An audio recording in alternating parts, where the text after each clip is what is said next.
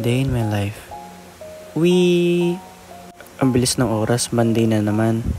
Hindi nga pala ako masyado nakapag-video. Lunch nga pala namin ito. Naisipan nga pala namin lumabas. Kasi yung cafe sa tapat ng school puno pala.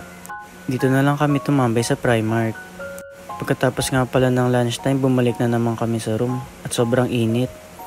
Uwian na nga pala namin at tignan nyo ang daming estudyante palabas at ang hirap makalabas. Isa nga lang pala kasi yung labasan kaya ang dami sabay-sabay. Sumaglit nga pala kami sa SM at sakto nakita namin si Ryzen. Siya nga pala yung president ng room namin dati. Ngayon na nga lang pala ulit kami nagkita-kita. Itutry nga pala namin yung bagong promo sa DQ, magpapakita ka lang daw ng ID.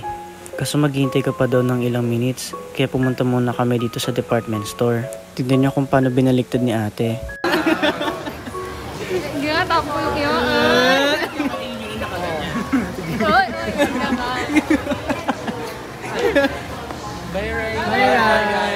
Sinamahan nga lang pala kami saglit ni Rai at manonood daw pala sila ng movie, kaya nagpaalam na siya nito. Iba pa rin pala no kapag yung dating kaklase may makakasama mo. Ako na nga pala dito yung DQ. Sa food court nga pala muna kami tumambay at nagkwentuhan. Nakasakay na nga pala kami ng jeep pa uwi. Kaso naisipan nga pala nila bumisita muna dito sa NCBA. Grabe ilang months pa lang nakalipas pero nakakamiss rin yung campus na to. Sakto nakita namin yung mga magagandang dilag na teachers namin. Yung mga nagsasayaw nga pala sa gym namin dito. Naglilibot-libot nga lang pala kami. At syempre nag-story na ako kasama sila. Sumakay nga pala kami sa e-bike ni Jamie. Mabay na kami sa kanya pa uwi. Naglakad na nga pala ako pa uwi sa amin. Pawis na naman ako kasi grabe talaga init. Nagpahinga pala ako saglit at nautusan ako mag-cash out. Labasan na din pala ng ibang college sa NCBA.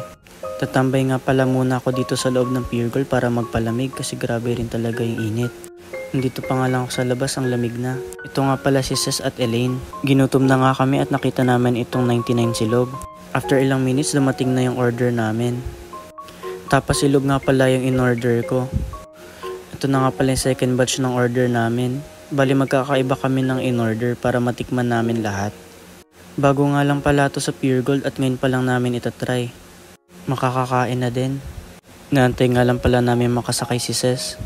Nag-cash out na nga pala ako at sakto may bini pa dito. Yun lang, paalam, hehe.